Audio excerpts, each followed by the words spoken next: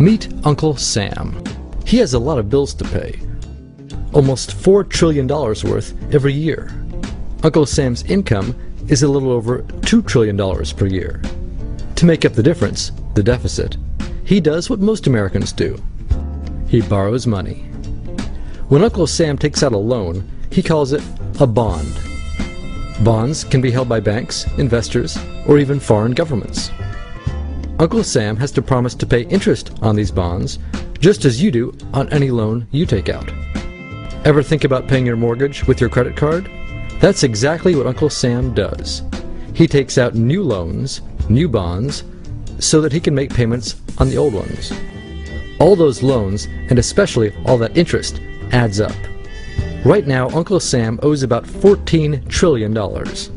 To put that in perspective, 14 trillion is about the same as the national GDP, the total value of all the goods and services produced by the American economy in an entire year. It's such a huge amount of money that Uncle Sam is starting to run out of people to borrow from, and he's having trouble just paying the interest on his loans.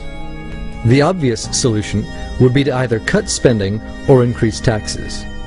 But if he cuts spending, the people that he's spending money on would complain that they don't have money to spend, and that he was hurting the economy. If he tried to raise taxes enough to close this gap, not only would people definitely have less money to spend, he'd probably have riots on his hands. So Uncle Sam chooses the easy way to make money. Just make it. He calls up the Federal Reserve, which is our central bank, and, like magic, dollars are created and deposited in banks all around America. The problem is that the more of something there is, the less it's worth. Same goes for the US dollar. The more dollars there are, the less each one will buy. That's why commodities like gasoline, food, and gold become more expensive when Uncle Sam does his money-making magic. The commodities aren't really worth more. Your money is just worth less. That's called inflation. Remember the foreign governments that lent money to Uncle Sam? When they lent money to the American government, something interesting happened. It made the U.S. look richer, and their countries look poorer. When a country looks poor compared to America, $1 of our money buys a lot of their money, so they can pay their workers only a few pennies a day. With such low labor costs, they can sell their products in America for lower prices than any American manufacturer can. The easiest way for American companies to compete is to move their factories overseas and pay their workers a few pennies a day too. This contributes to a recession. Americans lose their jobs, stop paying taxes, and start collecting government benefits like Medicaid and unemployment. This means that Uncle Sam has even less income and even more expenses.